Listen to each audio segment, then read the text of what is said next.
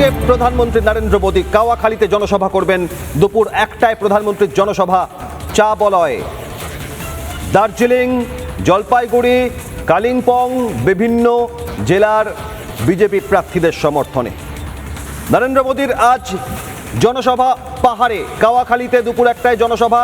মাটিগাড়া থেকে কাওয়াখালী জনসভায় গাড়িতে আসবেন প্রধানমন্ত্রী এবং দার্জিলিং, কালিম্পং, কার্শিয়াং, জলপাইগুড়ির ধূপগুড়ি, ময়নাগুড়ি, জলপাইগুড়ি, রাজগঞ্জ, ডাবগ্রাম, ফুলবাড়ি, মাল, নাগরাকাটা বিভিন্ন বিধানসভার বিজেপি প্রার্থীদের সমর্থনে আজকের সভা। আজকে দার্জিলিং, জলপাইগুড়ি এবং কালিম্পং এর মোট 13 জন বিজেপি প্রার্থীর সমর্থনে আজকে এই বিজয় সংকল্প সভা করবেন প্রধানমন্ত্রী নরেন্দ্র মোদী। তার আগে সামগ্রিক ছবিটা দেখাতে বলবো মাঠের বাইরে। দেখো, ইতিমধ্যেই 3টি হ্যাঙ্গার তৈরি করা হয়েছে যেখানে বিজেপি কর্মী সমর্থকরা এসে বসবেন।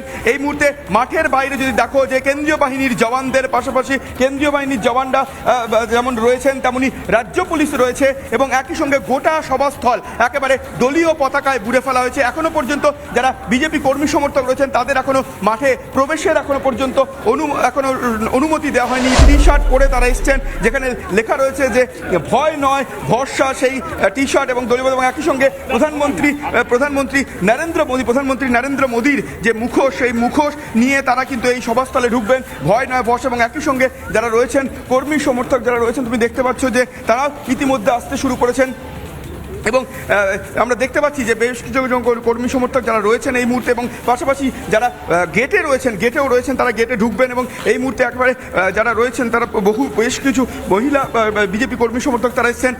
আপনারা রয়েছেন, কি বার্তা শুনতে চাইছেন? আমরা শুনতে চাইছি জয়ের পরিবর্তন চাই, পাল্টানো দরকার চাই বিজেপি সরকার। এটাই আমরা শুনতে যাচ্ছি, যেন আমরা পরিবর্তন করতে পারি, আমাদের যেন মোদিজি আবার আমরা উঁচুতে যেতে পারি, এটাই আমরা চাচ্ছি।